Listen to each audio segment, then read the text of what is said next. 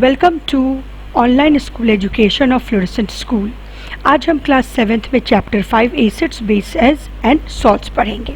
ठीक है, तो हम लोग डेली लाइफ में बहुत सारा सामान यूज़ करते हैं जिसके टेस्ट डिफरेंट टाइप के होते हैं। कुछ के टेस्ट सार होते हैं, कुछ के टेस्ट स्वीट होते हैं, ठीक है, कुछ के टेस्ट बिटर होते हैं और कुछ के टेस्ट कैसे होते हैं, सॉल्टी होते हैं। यहाँ हम टेस्ट का बात इसीलिए कर रहे हैं हम लोग क्योंकि एसिड के फीचर्स के बारे में जब हम पढ़ेंगे तो उसके टेस्ट के बारे में जानना, उसके टेस्ट से ही उसका फीचर पता करेंगे। ठीक है, एसिड जो वर्ड है वो लैटिन वर्ड एसिडस से बना है जिसका मतलब होता है सार।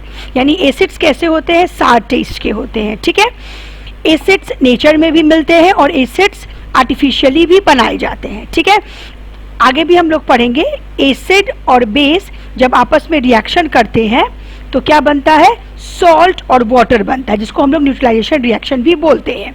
जो सब्सटेंस एसिड का नेचर शो करता है उसको हम लोग क्या बोलते हैं, एसिडिक सब्सटेंसेस बोलते हैं। कुछ कॉमन एसिड से hydrochloric acid, nitric acid, sulphuric acid और एसिटिक एसिड। सल्फ्यूरिक एसिड को तो हम लोग किंग ऑफ एसिड्स भी बोलते हैं, बहुत स्ट्रॉन्ग एसिड है वो। अब हम लोग बहुत सारे बेसिस पे हम लोग एसिड्स को क्लासिफाई करेंगे। पहला क्लासिफिकेशन है हमारा सोर्स, हमें एसिड कहाँ से मिलता है। ठीक है, देयर अकरेंस, कहाँ वो मिलता है। तो अकरेंस के बेसिस पे हम लोग एसिड्स को नेचुरल और आर्टिफिशियल बोलेंगे। नेचुरल नाम से ही समझ में आ रहा है, वो नेचर में मिलेगा, मतलब प्लांट्स एनिमल्स में मिलेंगे तो इसको नेचुरल एसिड्स बोलेंगे। जैसे कि साइट्रिक एसिड मिलता है जितने भी सीट्रस फ्रूट्स है, खट्टे फ्रूट्स होते हैं, ऑरेंज, लेमन, सब में साइट्रिक एसिड मिलता है। टैनिक एसिड मिलता है टी में। ठीक है, और एस्टिक एसिड हमें किस में मिलता है, वेनिगर में हमें एस्टिक एसिड मिलता है। आर्टिफिशियल एसिड्स का मतलब हो गया वो एसिड्स जो लैब में आर्टिफिशियली बनाए जाते हैं। ठीक है, मिनरल से जो आर्टिफिशियली लैब्स में बनाए जाते हैं उनको हम लोग आर्टिफिशियल एसिड्स बोलेंगे। आर्टिफिशियल एसिड्स के एग्जाम्पल है हाइड्रोक्लोरिक एसिड, नाइट्रिक एसिड और सल्फ्यूरिक एसिड, जो है वो आर्टिफिशियल एसिड्स के एग्जाम्पल हैं। आगे हम लोग देखें, अब आगे है हम लोग, जैसे मैंने बताया अभी आपको कि हम लोग एसिड्स का क्लासिफिकेशन डिफरेंट बेसिस पे करेंगे। वहाँ हम लोगों ने अकरेंस कहाँ मिलता है उसके बेसिस पे क्लासिफिकेशन किया। अब हम लोग एसिड के स्ट्रेंथ के बेसिस पे इसका क्लासिफिकेशन करेंगे। स्ट्रेंथ के बेसिस पे एसिड्स को फिर से दो पार्टों में डिवाइड किया जाता है, स्ट्रॉन्ग एसिड और वीक एसिड। जो एसिड की एक प्रॉपर्टी है कि वो पानी में पूरी तरह से घुल जाता है। तो जो एसिड पानी में पूरी तरह से घुल के ज़्यादा हाइड्रोजन आयंस प्रोड्यूस करे उसे हम कहते हैं स्ट्रॉन्ग एसिड्स। और इसका एग्जाम्पल है सल्फ्यूरिक एसिड और हाइड्रोक्लोरिक एसिड। जो एसिड्स कम हाइड्रोजन आयंस प्रोड्यूस करे और पूरी तरीके से पानी में घुल के टूटे नहीं, डिसोसिएट नहीं करे, उसे हम लोग कहते हैं वीक एसिड। एसिटिक एसिड और लैक्टिक एसिड वीक एसिड्स के एग्जाम्पल हैं। अब ये एसिड्स कहाँ से मिलते हैं, इनके सोर्स क्या है, उस बेसिस पे इनको ऑर्गेनिक एसिड और इनऑर्गेनिक एसिड में डिवाइड किया गया है। ऑर्गेनिक एसिड्स जो होते हैं वो नेचुरली लिविंग बींग्स के अंदर मिलते हैं। लिविंग बींग्स मतलब यहाँ तक कि ह्यूमन बींग्स के अंदर भी एसिड्स होते हैं। डाइजेस्टिव सिस्टम में आप लोगों ने पढ़ा होगा हाइड्रोक्लोरिक एसिड ह्यूमन के स्टमक में निकलता है। ठीक है, तो ऑर्गेनिक एसिड्स जो होते हैं वो मेनली कार्बन हाइड्रोजन के बने हुए होते हैं। इसका एग्जाम्पल है साइट्रिक एसिड जो अभी हम लोगों ने देखा था, फ्रूट्स में मिलता है। एसिटिक एसिड वेनिगर में मिलता है। लैक्टिक एसिड दही में मिलता है। ठीक है, उसके बाद ऐसे एसिड्स जो अर्थ से, मिनरल्स से मिलते हैं उनको हम लोग मिनरल एसिड्स बोलते हैं या फिर इनऑर्गेनिक एसिड्स बोलते हैं। इनके एग्जाम्पल है hydrochloric acid, sulphuric acid, nitric acid.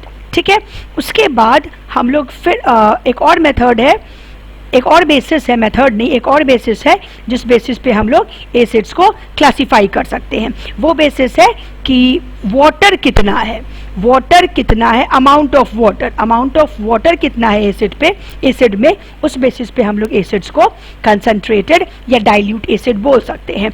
जिस एसिड में ज़्यादा वाटर होगा उसको हम लोग बोलेंगे, जिस एसिड में ज़्यादा वाटर होगा उसको हम लोग बोलेंगे डाइल्यूट एसिड, और जिस एसिड में स्मॉल क्वांटिटी ऑफ वाटर होगा उसको हम लोग बोलेंगे कंसंट्रेटेड एसिड। ठीक है, ज़्यादा वाटर तो डाइल्यूट एसिड, डाइल्यूट एसिड का मतलब मोर वाटर। ठीक है, मोर वाटर, और कंसंट्रेटेड एसिड का मतलब लेस वाटर। लेस वाटर, ठीक है, लेस वाटर। अब हम लोग ये जो हमारा चार्ट दिया हुआ है, ये चार्ट बहुत इंपॉर्टेंट है, ठीक है, और अक्सर एग्जाम्स में इनसे क्वेश्चंस आते हैं। ये एसिड्स के नेम है और इधर कहाँ वो मिलते हैं उनके नेम है। एसिटिक एसिड कहाँ मिलता है? विनेगर में। साइट्रिक एसिड सिट्रस फ्रूट्स में। मैलिक एसिड एप्पल में, ये बहुत इंपॉर्टेंट है। टार्टरिक एसिड टैमरिंड और ग्रेप्स में। लैक्टिक एसिड मिल्क और कर्ड में। टैनिक एसिड टी में। कार्बोनिक एसिड कार्बोनेटेड ड्रिंक्स में, मतलब कि जो भी हम लोग कोल्ड ड्रिंक्स पीते हैं। फॉर्मिक एसिड एंट्स स्टिंग में, जब एंट काट लेती है तो हल्की सी स्वेलिंग हो जाती है और दर्द होता है, क्यों? Just because of this formic acid, वो हमारे स्किन के अंदर ये फॉर्मिक एसिड डाल देती है। Oxalic acid vitamin C spinach में मिलता है, स्पिनिश मतलब पालक। एमिनो एसिड्स जो है वो भी सारे सिट्रस फ्रूट्स और प्रोटीन के तो बिल्डिंग ब्लॉक ही है एमिनो एसिड्स, मतलब एमिनो एसिड से मिल मिल के ही प्रोटीन्स बनते हैं। अब हम लोग एसिड्स के प्रॉपर्टीज़ के बारे में जान ले। एसिड का टेस्ट कैसा होता है? सार होता है। यहाँ बहुत सारे इंडिकेटर्स हम लोग आगे पढ़ेंगे। इसमें लिटमस पेपर बहुत इंपॉर्टेंट इंडिकेटर है। तो ब्लू लिटमस को रेड कलर में एसिड्स बदल देते हैं। दो तरह के लिटमस पेपर होते हैं, ब्लू लिटमस पेपर और red litmus paper. Litmus paper जो होते हैं वो दो तरह के होते हैं, एक ब्लू और एक रेड, ठीक है। ब्लू पे अगर एसिड रिएक्ट करेगा ब्लू से तो ब्लू को ये रेड बदल देगा, और रेड पे जब एसिड पड़ेगा तो ये अनचेंज्ड रहता है। इसका कलर क्या रहता है? अनचेंज्ड, ठीक है। फिनोल्फेथिलीन भी एक तरह का इंडिकेटर है। जब वो एसिड से रिएक्ट करता है तो फिनोल्फेथिलीन कैसा बन जाता है? कलरलेस बन जाता है। और जो एसिड्स के प्रॉपर्टी हैं वो क्या है कि एसिड्स जो होते हैं वो पानी में घुल जाते हैं अच्छी तरीके से, और ये इलेक्ट्रिसिटी के कंडक्टर होते हैं। एसिड से कोरोसिव होगा, सामानों को बर्बाद करता है, मेटल्स को डिस्ट्रॉय करता है। स्ट्रॉन्ग एसिड्स जो होते हैं वो ऑर्गेनिक सब्सटेंसेस को भी डिस्ट्रॉय करते हैं, अगर उन पे पड़ जाए तो, उन पे गिर जाए या फिर पेपर, क्लॉथ और वुड उनके कांटेक्ट में आए तो, ठीक है। फिर हमारा है एसिड्स जो होते हैं वो वाटर में सॉल्युबल होते हैं, और ये प्रोसेस जो होता है ये बहुत ज़्यादा अमाउंट ऑफ हीट देता है, जिसको कि हम लोग बोलते हैं एक्सोथर्मिक रिएक्शन। एक्सोथर्मिक रिएक्शन, जो जिस रिएक्शन में बहुत ज़्यादा हीट बाहर निकले, वेसल गर्म हो जाए, टेम्परेचर बढ़ जाए रिएक्शन के बाद, वैसे रिएक्शंस को हम एक्सोथर्मिक रिएक्शंस बोलते हैं। इसीलिए अचानक से बिना किसी टीचर या बिना किसी बड़ों के प्रेजेंस में अगर आप एक्सपेरिमेंट करिए तो कंसंट्रेटेड एसिड में पानी डालना बहुत ही डेंजरस होता है। एसिड्स जो होते हैं वो एक्टिव मेटल्स के साथ रिएक्ट करते हैं। मेटल्स को दो पार्ट में डिवाइड किया जाता है, एक्टिव मेटल्स जो हर चीज़ के साथ रिएक्शन जल्दी से शो करते हैं, और इन लेस रिएक्टिव मेटल्स या फिर उन्हीं को हम लोग बोलते हैं अनरिएक्टिव मेटल्स, जैसे कि कॉपर, सिल्वर, ठीक है। ये सब जो होते हैं ये सब किसी चीज़ से, किसी एसिड से जल्दी से रिएक्शन नहीं शो करते हैं।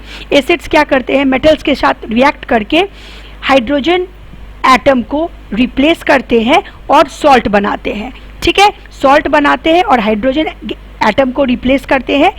कौन से हाइड्रोजन एटम को? जो एसिड्स में प्रेजेंट होते हैं, तो हाइड्रोजन गैस के फॉर्म में वो इवॉल्व होते हैं।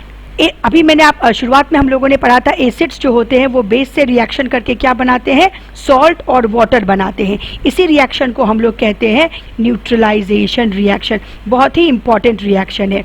इसका जनरल रिएक्शन लिखेंगे तो क्या लिखेंगे? Acid plus base is equal to salt plus water, ठीक है। तो आज के लिए इतना ही, अगले क्लास में हम लोग आगे पढ़ेंगे।